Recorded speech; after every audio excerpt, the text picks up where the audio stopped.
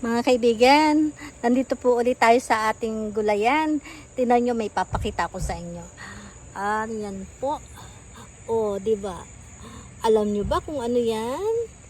Yan po yung melon. Tingnan nyo, ang laki na ng ating melon. Tapos doon po sa kabila, ayan, dyan sa kabila, meron na rin, ayan, malaki na rin sila. Tapos may panibago pa dito, ayan, di ba? Nakakatuwa ang mga melon natin. Ngayon sila naglakihan. Ayan po, Tapos, ito syempre, ito kasi yung naunang bunga. Yan, ito yung pinakaunang bunga. Ayan po. Alam mo ba, sa totoo lang, ngayon lang kasi ako nakakita ng puno po ng melon, at ngayon lang din ako nakakita ng ganyan pala sila mamunga. Ganyan ang umpisa nila. Ayan, ganyan ang umpisa hanggang sa maging ganyan. Ayan. At magiging ganito. Ayan, ganun pala sila. Nakakatuwa naman. Madami po akong tanim na Madami akong tanim na melon. Pero alam nyo ba kasi yung melon na yan, bumili kami ng bunga ng melon. Kasi nga, syempre, summer dito, kaya may mga ganyang mga melon-melon. So, ngayon, naggawa po ako ng juice. Kasi tayo, di ba, pagka may melon, ganun ang ginagawa natin. Yung nilalagyan natin ng gatas. Ngayon, ang dami nilang buto. Ang ginawa ko, inilagay ko na lang sa isang sa isang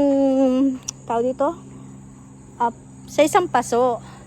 Tapos, so, hindi ko in-expect na sila, tutubo sila. Tapos, ayun, nung nakita ko, nagtubuan na sila. Ayan, dito siya nakalagay, Ayan, dyan siya nakalagay. Ayan, dyan siya nakalagay.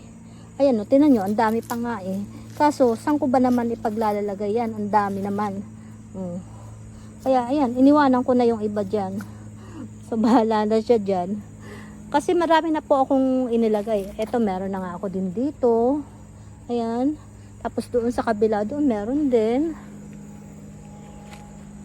Tapos dito, eto meron din. Ayan, may na nga siya May bunga na siya, Ayan, may bunga na. Ayan. Ayan, yan po sila. May bunga na rin dito. Nawala yung bunga din Ay, yun pala, yun. Pero, meron pala dito. Alam nyo, ngayon ko lang siya nakita. Meron pala dito, Ayan, Ngayon ko lang nakita. Meron pala akong dyan. May bunga na pala dyan. Kasi natatakpan siya ng dahon, kaya hindi mo mapapansin. Ayun pala, meron na din dito. Ayan, so ayusin natin. Lalagyan natin ng tukod para doon siya, diba? Hindi ko po alam na meron na pala dito. Bunga dito sa dito sa parte na to. So, ayan. Pag lumaki sila, edi ang sarap naman. Meron na tayong melon. Nakakatuwa naman.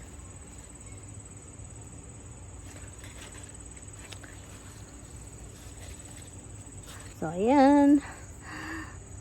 So, ayan po ang aking mga melon. Ipinakita ko po sa inyo.